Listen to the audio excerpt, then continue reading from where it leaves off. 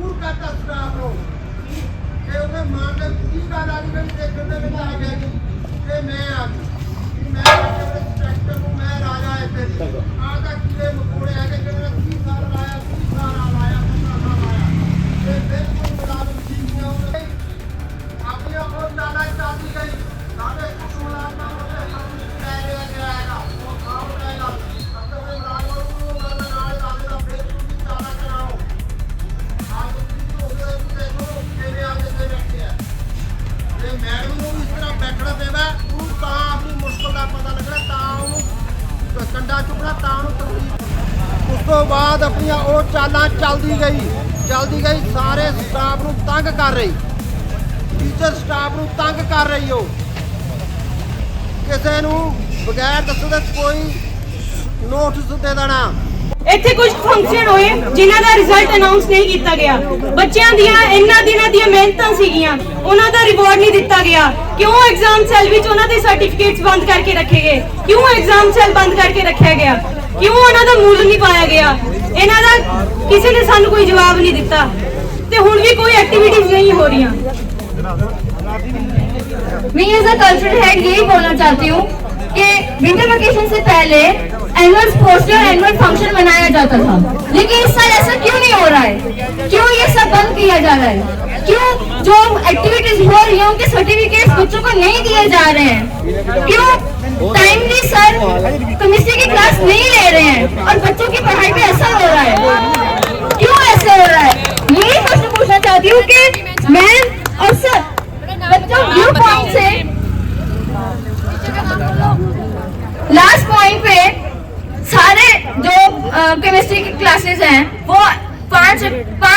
छह लेक्चर्स लेके कंप्लीट किए जा रहे हैं वो भी एक दिन में कैसे आप बोल सकते हो कि एक बच्चे की कैपेसिटी है कि वो इतने कम टाइम में इतना ज्यादा सिलेबस कर पाए तो फिर क्यों स्टार्टिंग से ही सिलेबस को कंप्लीट करने की फोकस किया जाता है जब एक ही दिन में सब कुछ करना होता है तो क्यों पूरे साल पढ़ा जाता है क्यों ये सब चीजें एज अ बच्चों के पॉइंट से नहीं देखी जाती है। मैं यही बोलना चाहती हूँ कि प्रॉपर जो चीजें चलती थी वो इस साल बिल्कुल नहीं हो रही है।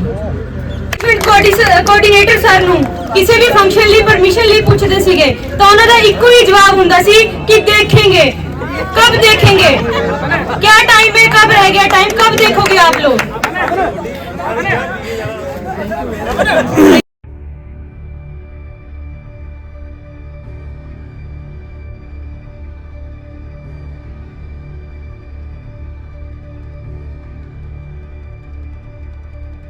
इशू कुछ भी नहीं है इशू बनाया हुआ है एक्चुअली मैडम ਜਿਹੜੇ ਡਿਗੇ ਹੋਏ ਉੱਥੇ ਕਲਾਸਰੂਮ ਤੇ ਉਹ ਐਕਚੁਅਲੀ ਉਹਨਾਂ ਦੀ ਜਿਹੜੀ ਬਲੱਡ ਸ਼ੂਗਰ ਹੁੰਦੀ ਉਹ ਲੋ ਹੋ ਗਈ ਸੀ ਉਸ ਦਾ ਰਿਕਾਰਡ ਆਪਣੇ MBBS ਡਾਕਟਰ ਹੈ ਉਹਨਾਂ ਨੇ ਚੈੱਕਅਪ ਕੀਤਾ ਹੈ BP ਉਹਨਾਂ ਦਾ ਬਿਲਕੁਲ ਨਾਰਮਲ ਆਇਆ ਹੋਇਆ ਹੈ SpO2 ਜਿਹੜਾ ਆਕਸੀਜਨ ਲੈਵਲ ਹੁੰਦੀ ਹੈ ਉਹ ਬਿਲਕੁਲ ਨਾਰਮਲ ਹੈ ਔਨ ਰਿਕਾਰਡ ਹੈ ਸਿਰਫ ਉਹਨਾਂ ਦਾ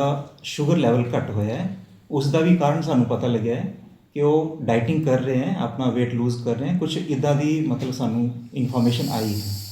सर उन्होंने डॉक्टर ने भी ये गल कही है कि वो एवें लगता सी जिवें उन्होंने काफ़ी ज़्यादा जिहड़े डिप्रैशन दे विच सीगे या डिप्रैस सीगे जदों हस्पताल गए सी डिप्रैशन का तो कोई वो नहीं है मतलब इसकी कोई बंदे नूं किसी का भी डिप्रैशन हो सकता है कोई वर्कलोड अपना कुछ भी सोच सकता है ਫਾਸਟਿੰਗ ਕਰ ਰਹੇ ਤਾਂ ਉਹਨਾਂ ਨੂੰ ਥੋੜਾ ਜਿਹਾ ਕਮਜ਼ੋਰੀ ਹੋਣੀ ਹੈ ਤੇ ਟੀਚਰ ਹੈਗੇ ਆ तमाम ਟੀਚਰ ਹੈਗੇ ਆ ਉਹ ਇਸ ਗੱਲ ਨੂੰ ਕਹਿ ਰਹੇ ਕਿ ਜਿਹੜੇ ਪ੍ਰਿੰਸੀਪਲ ਮੈਮ ਹੈਗੇ ਆ ਉਹ ਉਹਨਾਂ ਨੂੰ ਜਿਹੜਾ ਮੈਂਟਲੀ ਤੌਰ ਤੇ ਹਰਾਸ ਕਰ ਰਹੇ ਆ ਉਹਨੂੰ ਕਿਵੇਂ नहीं ये तो झूठे एलिगेशन है मैं तो इसको इतना बोलूँगा बाकी ऐसा कुछ नहीं है वर्क एटमॉस्फेयर यहाँ पर बिल्कुल सही है एडमिनिस्ट्रेशन ठीक काम कर रहा है अपना और ये तो इनकी अपनी सोच है अपना कुछ थिंकिंग है जिसकी वजह से ये ऐसा बोल रहे हैं ठीक है।